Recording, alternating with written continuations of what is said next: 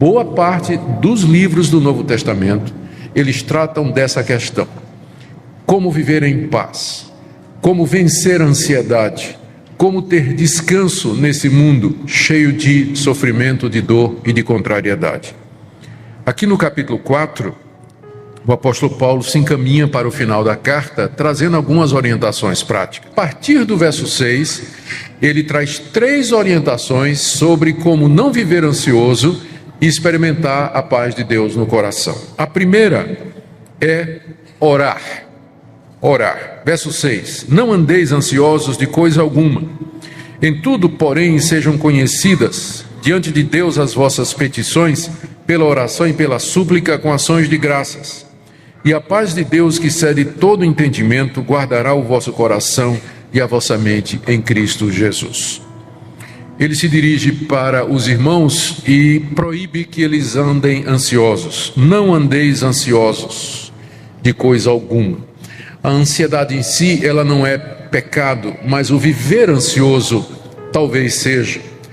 Há uma ansiedade que é resultado de problemas físicos, de constituição. Tem gente que tem uma índole ansiosa, tem gente que precisa de fato de orientação médica por causa da ansiedade. Mas boa parte da nossa ansiedade tem um fundo espiritual. É falta de confiança em Deus. É falta de descansar em Deus e deixar o futuro na mão de Deus. Por isso Paulo trata a ansiedade, como estou dizendo, não é toda ansiedade e não é sempre, mas Paulo trata o viver ansioso como sendo, ele não usa a palavra pecado, mas é que está no imperativo aqui na língua grega. Quando ele diz não andeis ansiosos, ele está dando uma ordem.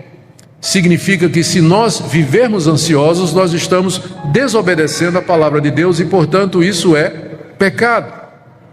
Então, viver ansioso, além de ser ruim para todo mundo que está ao nosso redor, não é bom viver com gente que vive ansiosa, não é? A pessoa fica irritadiça, abatida, pavio curto, diz coisas e toma decisões precipitadas, não dorme de noite. Além do sofrimento que ela tem, ela traz problemas também, sofrimento para outros. Então, a orientação da Bíblia é: não vivam ansiosos. E não vivam ansiosos, diz aqui, de coisa alguma. Eu creio que Paulo disse isso porque pessoas há que procuram se justificar dizendo: mas pastor, meu caso é muito grave, a minha situação é diferente, o que eu estou enfrentando é algo muito grande. Talvez por isso Paulo já colocou aqui: não vivam ansiosos de coisa alguma. Não há nada que justifique o cristão viver ansioso se a razão e a causa da ansiedade é espiritual, se é falta de confiança em Deus, falta de repouso nas palavras e nas promessas de Deus. O que devemos fazer então para não viver ansiosos? Paulo diz aqui no verso 6: sejam conhecidas diante de Deus as vossas petições pela oração e pela súplica com ações de graças. Em vez de viver ansioso, ore, traga diante de Deus aquilo que lhe aflige. Ele diz aqui: petições são pedidos que você traz diante do Todo-Poderoso. Oração, que é a palavra grega mais comum para o ato de orar, que significa simplesmente chegar diante de Deus e abrir o coração. Súplica, em que você se coloca na condição de alguém dependente, impotente, sem condições de resolver seus problemas e que espera somente na misericórdia de Deus. E ações de graças, o nome já está dizendo, antecipadamente agradecendo a Deus que Ele lhe escuta e que Ele está pronto a fazer isso. Boa parte da nossa ansiedade é porque nós não oramos, nós não levamos diante de Deus, não gastamos tempo diante de Deus, colocando aos pés da cruz aquilo que nos aflige, o futuro, os filhos, os negócios, a saúde e qualquer outra coisa que ameaça tirar a nossa paz. Então, primeira orientação de Paulo, para não vivermos ansiosos: ore, busque a Deus, gaste tempo com Ele, faça conhecida diante de Deus. Não é que Deus não conheça, mas Ele quer que você venha para Ele e diga o que é que lhe aflige. Segunda orientação, a promessa, aliás, ainda dentro do primeiro ponto, olha a promessa que ele faz no verso 7. E a paz de Deus, que excede todo entendimento, guardará o vosso coração e a vossa mente em Cristo Jesus. Primeiro vamos entender o que é que significa a paz de Deus. A paz de Deus aqui é diferente da paz com Deus. A paz com Deus, ela não é resultado da minha oração. É o resultado de que Deus não está mais em guerra comigo. Justificados pela fé, temos paz com Deus. Paz com Deus é o estado de justificação, em que Deus não me considera mais culpado, Ele já justificou-me de todos os meus pecados, Ele me considera justo em Cristo Jesus. Deus não está em guerra comigo, não é uma questão de sentimento. O meu coração pode estar muito aflito, mas eu não perco a paz com Deus. Meu relacionamento com Ele é de paz.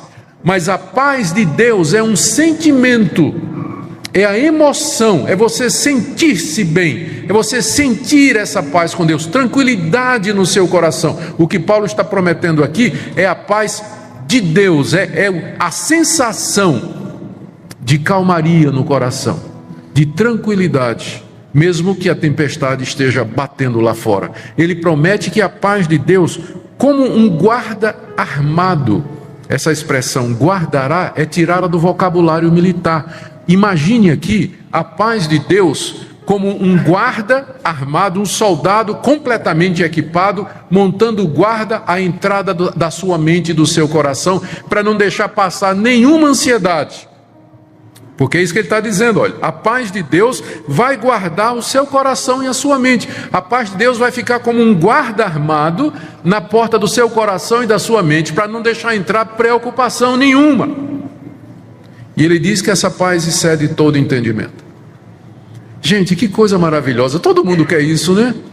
A paz de Deus guardando a minha mente e o meu coração, quando as coisas estão ruins lá fora, quando eu estou passando uma série de problemas, aquela tranquilidade interior, aquela sensação de paz e descanso em Deus, mesmo quando tudo está indo errado. Então a primeira coisa que você tem que fazer é orar, fazer conhecida as suas aflições, a sua angústia, a sua dor diante de Deus. Segunda orientação que ele dá aqui, você tem que praticar o que é certo. Aliás, você tem que meditar no que é certo. Verso 8. Finalmente, irmãos, tudo que é verdadeiro, tudo que é respeitável, tudo que é justo, tudo que é puro, tudo que é amável, tudo que é de boa fama, se alguma virtude há e se algum louvor existe, seja isso o que ocupe o vosso pensamento. Boa parte das nossas emoções, se não todas, elas são decorrentes daquilo que nós pensamos. Quando você começa a pensar num ente querido que faleceu, vem o sentimento de saudade, de dor. Quando você começa a pensar num problema que você vai ter que resolver amanhã, a ansiedade começa a subir no seu coração.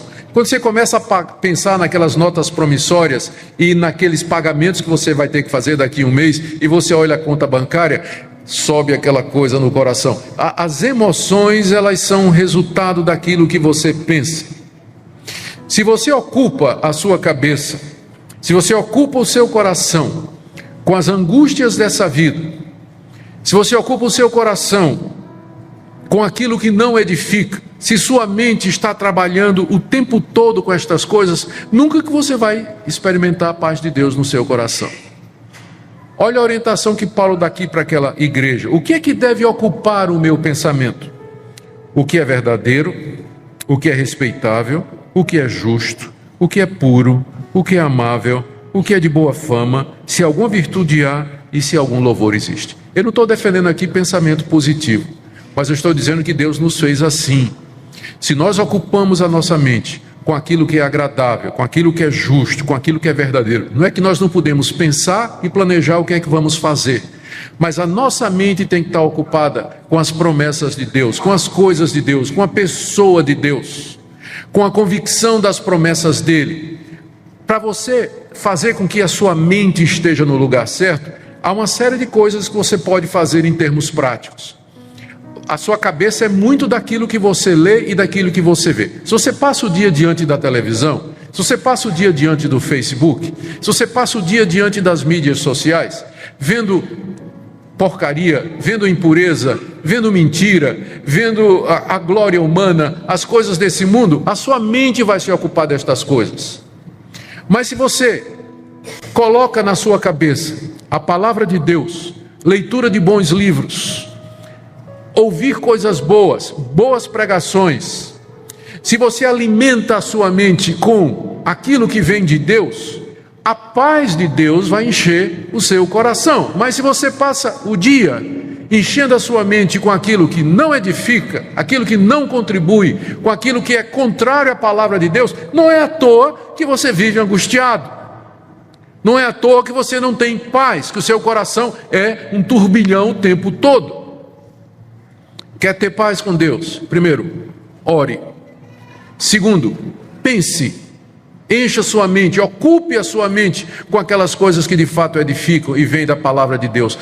Encha sua mente e o seu coração com pensamentos a respeito de Deus, do seu Filho Jesus Cristo, das suas promessas maravilhosas. Seja isso, final do verso 8, que ocupe o vosso pensamento.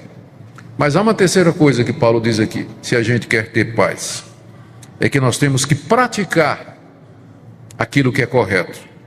Orar, pensar, praticar. Verso 8. O que também aprendestes e recebestes e ouvistes e vistes em mim, isso praticai. Olha a promessa. E o Deus da paz será convosco. Aqui ele fecha. Ele começou no verso 6, dizendo, a paz de Deus vai ser com vocês. E ele termina no verso 9, dizendo, o Deus da paz vai ser com vocês. O Deus da paz é o Deus que me dá a paz. É o Deus que faz com que eu experimente essa paz. Não somente essa paz com Ele, mas a paz dele no coração. É uma paz sobrenatural. Ela não é dada por meios humanos. Embora Deus empregue os meios naturais para nos dar tranquilidade, mas essa paz no coração, ela é dada pelo Espírito Santo, que habita em nós. O fruto do Espírito é paz, está lá em Gálatas capítulo 5. É Ele que opera essa tranquilidade no nosso coração. Deus, contudo, coloca como condição que você pratique aquilo que você aprendeu, recebeu, ouviu e viu no apóstolo Paulo. Olha o que Paulo está dizendo para a igreja. Irmãos, quando eu estive aí no meio de vocês, vocês viram o que eu fiz, vocês ouviram o que eu disse, vocês receberam o que eu ensinei e vocês aprenderam tudo aquilo que eu transmiti. Façam isso, pratiquem estas coisas e o Deus da paz será com vocês. A razão pela qual muitos crentes vivem ansiosos é que eles não praticam a palavra de Deus. Eles sabem de cor e salteado o beabá evangélico, mas eles não colocam em prática. Eles sabem que determinadas coisas não devem ser feitas, fazem a si mesmo. Sabem que algumas coisas precisam ser feitas, por exemplo, perdoar, esquecer, dar a segunda face, amar ao próximo como a si mesmo, amar a sua esposa como você ama a si mesmo, se submeter ao seu marido como você se submete a Cristo, ser obediente às autoridades superiores.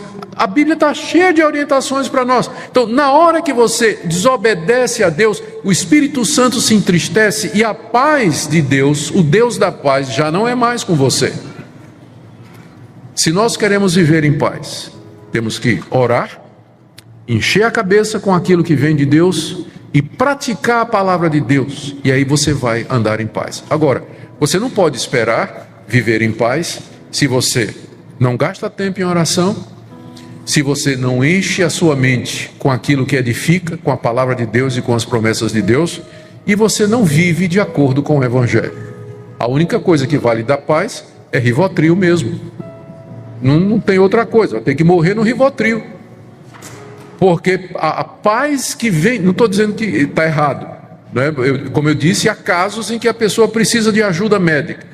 Mas eu tenho para mim que tem muito cristão que está tomando isso, ou está usando outros recursos, simplesmente porque eles não aprenderam a ter a paz de Deus através dos meios bíblicos, daquilo que Deus está ensinando. Porque se a gente orar, se a gente meditar nas coisas de Deus, e se a gente andar de acordo com Deus, a promessa é muito clara: o Deus da paz será conosco, a paz de Deus vai encher o nosso coração, é uma paz que excede todo entendimento.